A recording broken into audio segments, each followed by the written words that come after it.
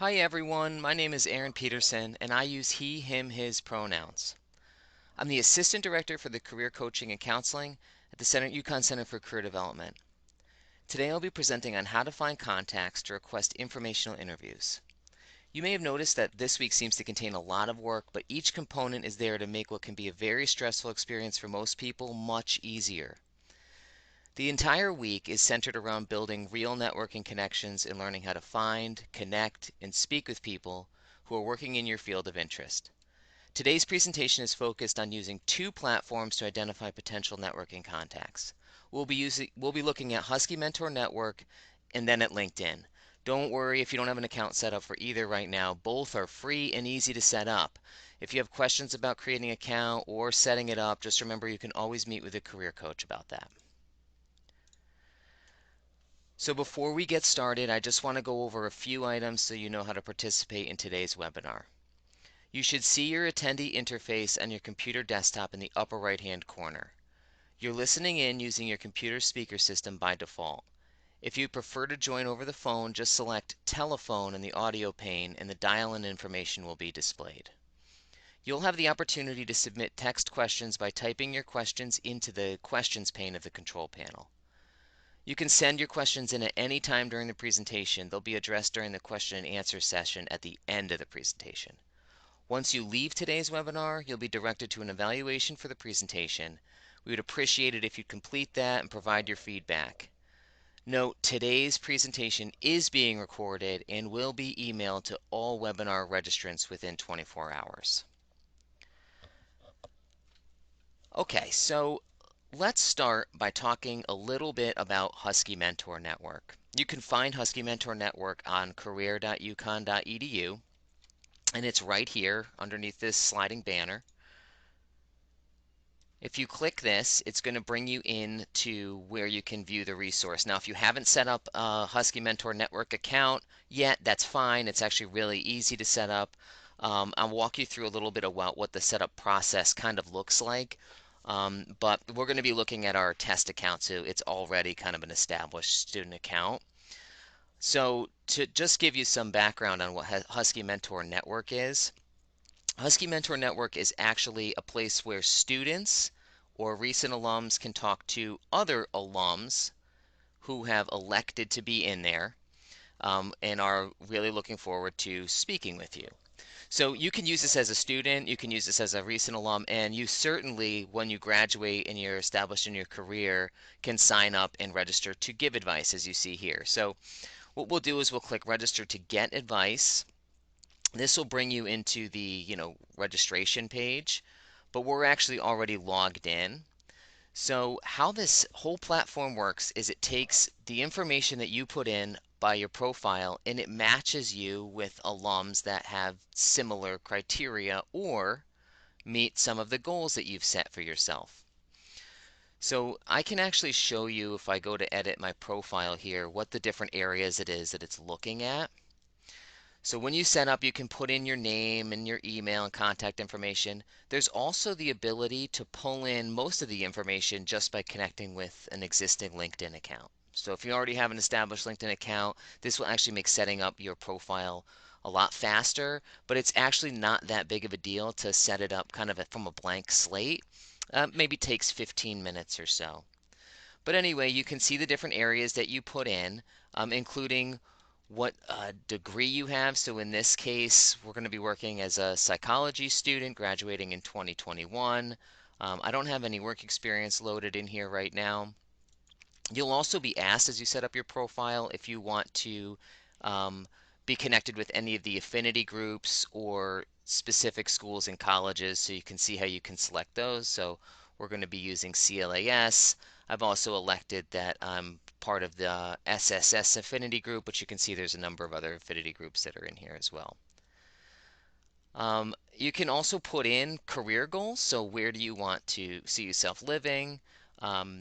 Are there specific industries that you're interested in learning about or connecting with alums that are in? So you can see for today's demonstration, psychology student looking for opportunities in the Hartford area in either individual family services, human resources, or fundraising. When you're back at the landing page here, there'll be a button that says Advisors here. There's also the same Advisors button that's it's kind of in the middle of the page, so you'll see that when you set up. By default, right now it's selecting Virtual Career Fair, so you'll want to unselect that. So what we see is we see a selection of UConn alums who match our criteria by a certain amount. Now, you may remember Spencer from one of our previous webinars a couple weeks back, but we also have, with my psychology degree, there's a number of people that match. So if we open up Brianna, for example, we can see that Brianna has elected to be in Husky Mentor Network and is available to talk about virtual career fairs, resumes, CVs, transitioning from school to work, career conversations, and the list goes on. If you wanted to schedule a time to meet with Brianna, or if I did, I would simply select what I wanted to talk about, and it gives me a time frame. So career conversations, about 30 minutes. Brianna has availability already set here, so I can select a specific time. It will have me put a couple different times in there, and then it will just prompt me to write a brief message, and it will say, hi, I'm hoping you can help me with, and then you kind of fill in the blank, and then you will get a consultation with that specific alum. You can see in Brianna's case, she's already had 11 consultations. It takes about 11 hours to hear back. So you want to, in the interest of completing this assignment in this week on time, you want to be able to allow a little bit of time for a response. So, 11 hours, 24 hours, pretty typical. But you'll also notice for those who have had a lot of consultations that it'll show you how many that they've had. So this also gives kind of a brief snapshot of what Brianna's history has been as far as educational history, but there could also be work history and stuff like that that's also in here. So the other thing, just so you know, that's kind of embedded in this platform, we use what's called Firsthand to put together Husky Mentor Network, is there's a whole host of other webinars. So this isn't related to this presentation at all, but there are a bunch of webinars in here that could also be helpful, just as an additional resource for you to explore. So that's kind of Husky Mentor Network. And I think the biggest benefit for utilizing Husky Mentor Network for the purposes of this assignment is to be able to reach out to someone who is already like set out to say, I am available to meet with you. Whereas LinkedIn, and you'll see how it'll work, it's a little bit more work. And I think a lot of people who are new to utilizing LinkedIn really are worried that they're overstepping a line or they're kind of a little bit of a creeper or whatever the case is. And I will tell you right now that that isn't the case because LinkedIn is for networking.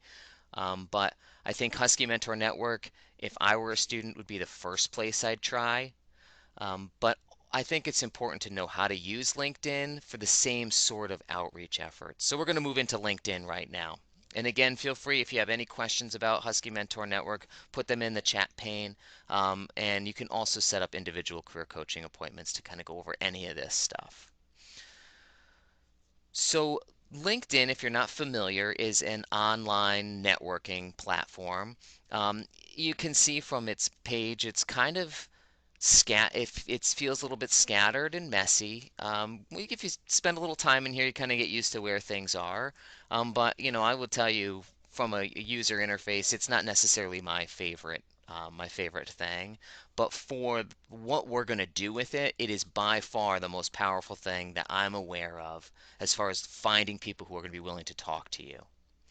One thing you'll notice, especially right on this page here, is that I'm a premium member of LinkedIn. I would not recommend any student sign up for a premium account. It's not going to give you anything that you necessarily need to have. Everything I'm going to show you right now is 100% accessible with a free account. LinkedIn is going to try to tempt you with 30 days of premium, and if you want to do it, go for it. Just, my recommendation would be set that calendar reminder because then they're going to start nailing you for 30 bucks a month or whatever it is, and it's not something that I think you'll get a whole lot of use out of at this stage in the game. So anyway, with all that aside, I'm going to show you how you identify people who will be most willing to speak with you, and especially surrounding your own career interests. So the first place I'd like to start is actually University of Connecticut's page. So if you go up to the search bar, you'll start typing University of Connecticut. Eventually you'll see this little icon pop up, and so you'll click that, and that's going to bring you to UConn's page. You know you're in the right place when you see 152,933 alumni. And this is actually what we're going after with this page. So this is why we're even here in the first place. So there's a lot going on here. We've got a little news feed, some pages that are affiliated with this. So these are some of these are groups and things like that that might be interesting to follow. But what we're after right now is the list of people who LinkedIn considers alumni. So if you click this button here, alumni, this is going to actually show us every single person in LinkedIn that has UConn in their education section.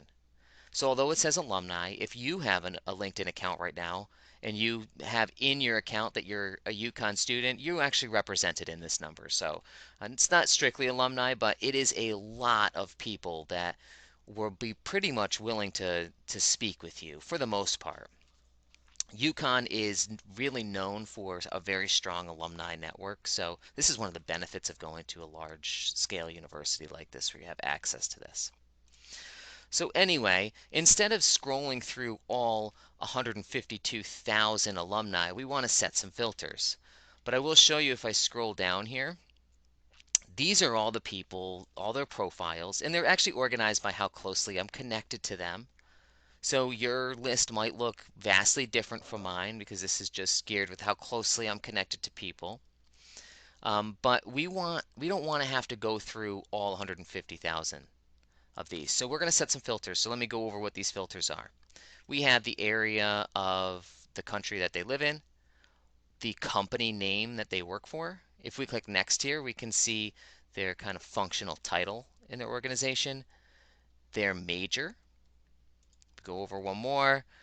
The skills that the individual is endorsed for, and then how closely you're connected with them. So for the most part, my recommendation is to start with the major. So we'll just kind of go off the sample that I was using in Husky Mentor Network. I'm a psychology major, and I want to live in the Hartford, Connecticut area. And let's see, let's pick like a functional area and human resources. So this gives me 129 alumni. Now I do want to point out that this list of filters bottoms out at the top 20, okay? So if you're looking for something that's outside of this list, all you have to do is type it in here and then go to that column.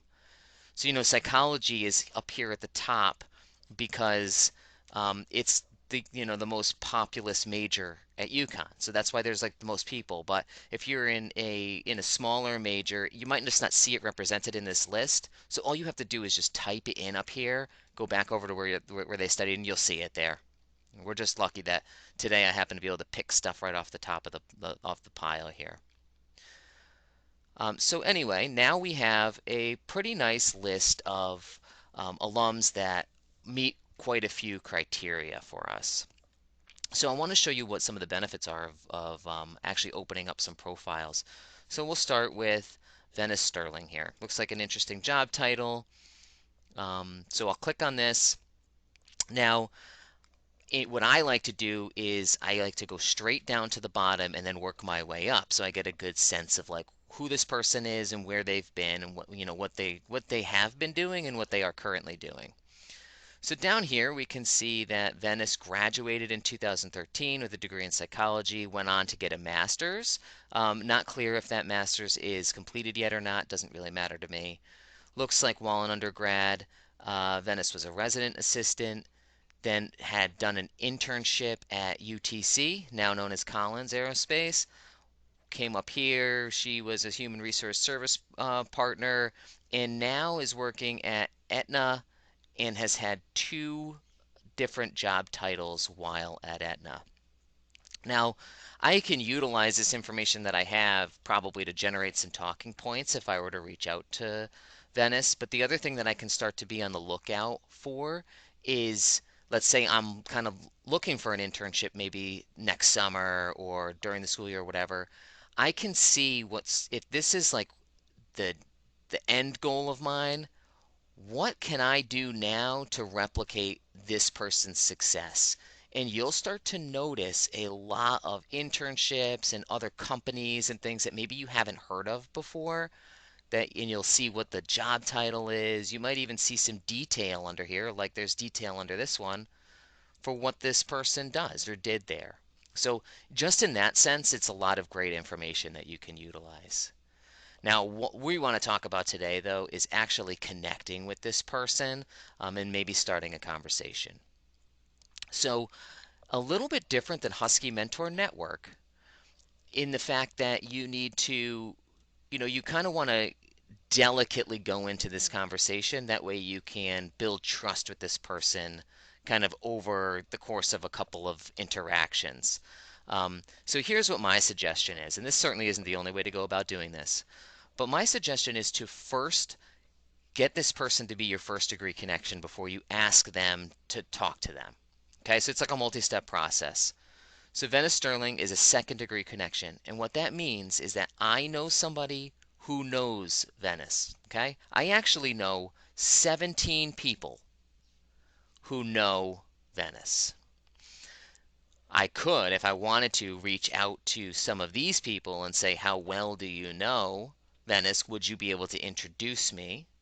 I mean, that would be a great way to go about doing things. But sometimes, you know what, we don't have that luxury of having that many mutual connections, and we need to elevate this person to a first degree connection first. So, what I would do is I would first send a connection request and always add a note. You do not want to be sending any generic connection requests. So you would click add a note. This gives you 300 characters to work with. And for something like this summer, usually I'd probably say something like, "Hello, I'm trying to make the most out of my social distanced summer by broadening my network. I saw you also went to UConn. I hope we can connect." So there's no ask in that. I do always suggest putting in, if there is a direct connection, like we both went to UConn, have that in there because I think it makes it easier for someone to be like, ah, okay, I know we do have something in common. Maybe I will connect with you.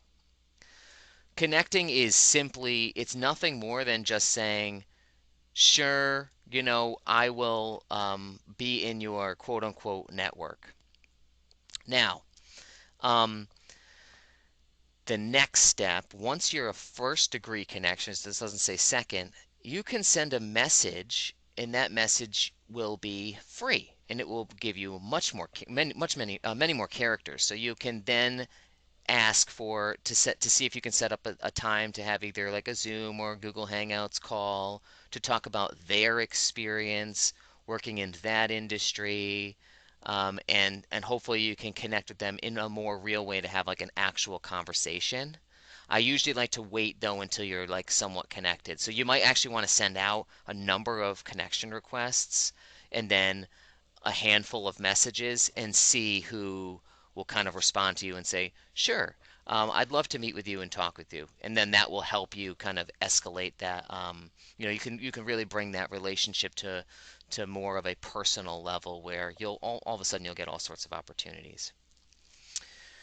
So one thing I do want to point out, and I probably should go back here before I forget to do this, is that when I did this, it gave me a whole bunch of alums.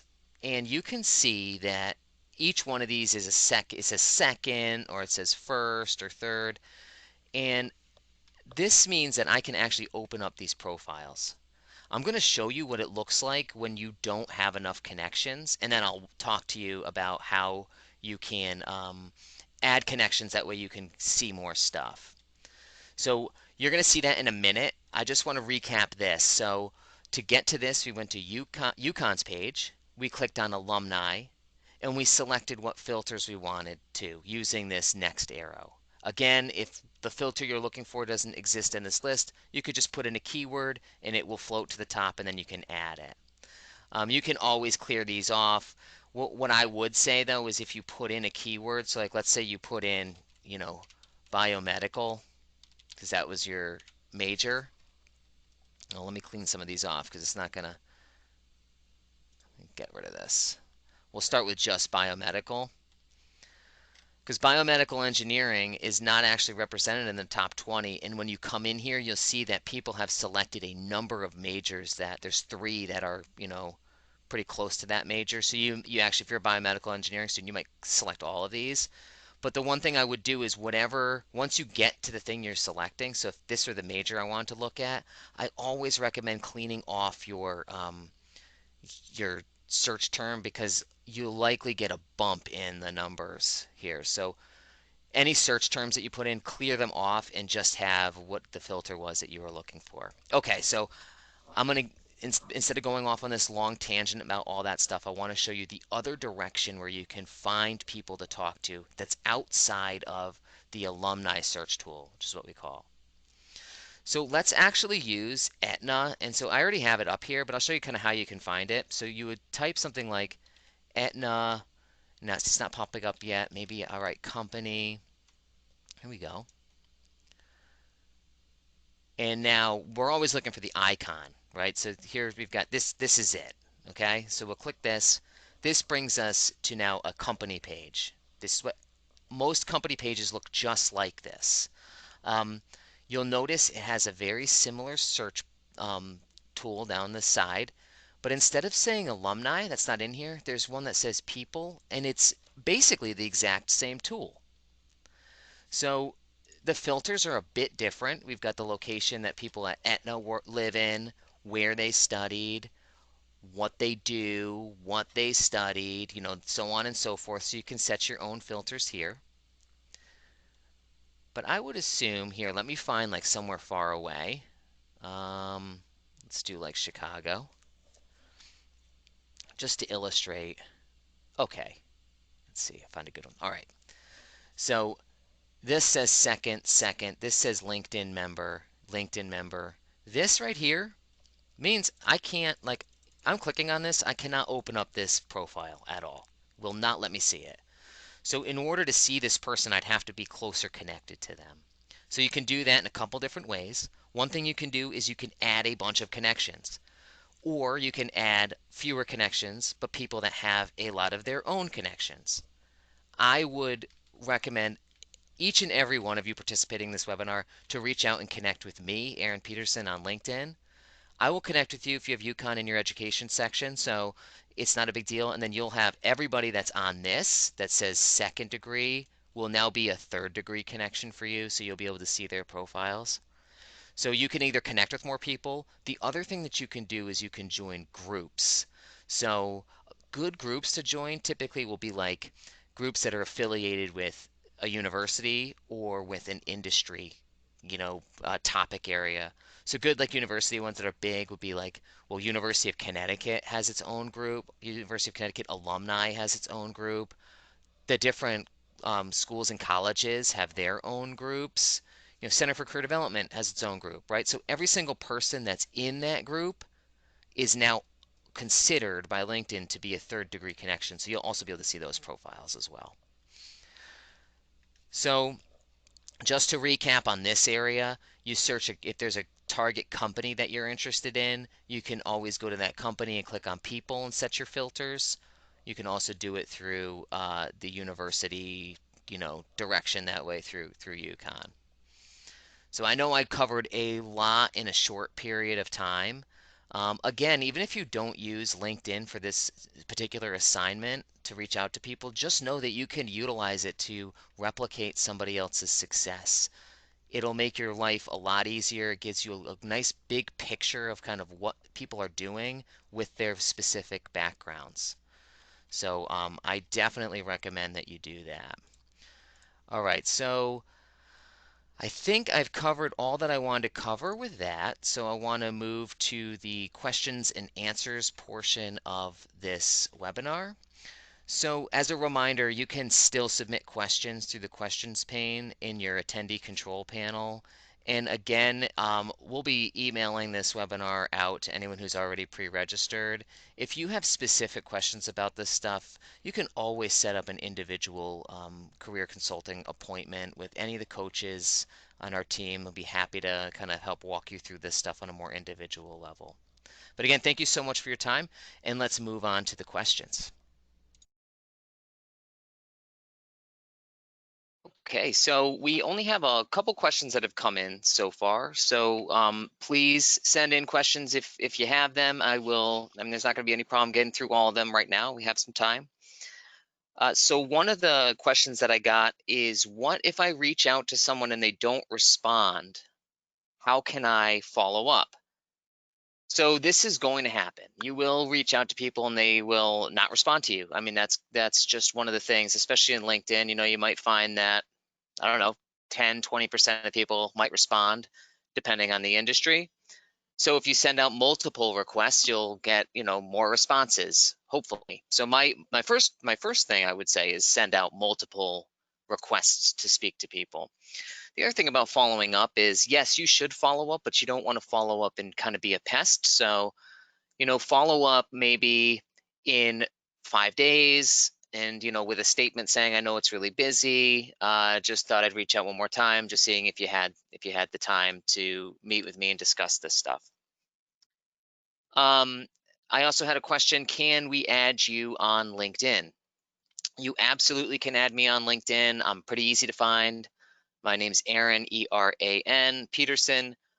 The one thing that I will say is, please add a note. I don't really care what it says. It can say, here's my note. You know, it doesn't matter. I just want to make sure that you're familiar with adding a note to connection requests when you send them, and I'll gladly connect with you for sure. Is it a requirement to use Husky Mentor Network or LinkedIn to set up the informational interview? Absolutely not a requirement. If there's already people in your network that you want to informationally interview, that's just fine. I just wanted to make sure that you knew the resources that were available for reaching out to people who you might not already personally know. So no, it is not a mandate to use either of these two technologies to set up an informational interview. So, you know, secondary follow-up question for that. Can we set up an interview with someone in our existing network? Is there a benefit to having an informational interview with someone we haven't met versus someone we have experience with? So the answer to that is that there are benefits to both. I mean, if you're a job seeker or looking for an internship, or, you know, just trying to build your network in general, it's really important that people in your existing network know what it is that you're interested in and what you're looking for. I mean, you'll be surprised with how many opportunities will surface just through people that you already know. There's also a high value in, you know, connecting with people who you don't know yet, because that can grow your network, you know, exponentially. I do know it is a little bit nerve-wracking. I mean, I will tell you that I'm an introvert myself. It would be a really tough sell to get me to do this, you know, when I was an undergraduate. But we can help you along the way. If this is something that's just making you a little bit nervous, or you're not really sure exactly what you might even say, those are all things that we can kind of help guide you through. But yes, you can meet with people that are already in your network. No one's gonna, you know, be upset with you for that. One other question, how complete should my LinkedIn profile be if I'm going to use that to reach out? My understanding is, you know, maybe not everybody even has a LinkedIn account established yet. You've probably already had your resume critiqued at this point. So setting up your account, you know, even if you're just copying and pasting things in there, is going to be helpful. You know, you want to have your LinkedIn profile somewhat complete so that someone at least knows what your background is. Maybe you don't have bullet points under your experiences, but just a minimum of having, you know, your education in there, a headshot, a summary, kind of ticking off the basics will be very helpful. Are there any general questions that we should look to ask in an informational interview? So yes, absolutely. There are actually, as part of this week, there's a couple of videos, one by a gentleman named Steve Dalton. He has a great method in the types of questions that you can ask. It's almost like a rubric setup, but generally speaking, the idea behind an informational interview is just to gain information. So most of the best questions have to do with the person who you're interviewing's experience, things that they wish they had known, other things to be on the lookout for, things that you should be doing now, and getting their expertise without really asking for things like jobs or internships, because the fact of the matter is everybody knows that's what you're up to, right? You don't need to go above and beyond making that clear. No one does informational interviews for fun, really. They usually have some sort of purpose behind it. But, if you can show someone that you are somewhat educated about the field, you have some background knowledge, you ask good questions, you're a pleasant person to speak with, they will feel comfortable in sharing opportunities with you that might not even ever be posted anywhere. And I mean, that's really the power behind networking, is gaining access to opportunities that other people just don't see or don't have access to. So that looks to be the end of the questions. I really appreciate your time.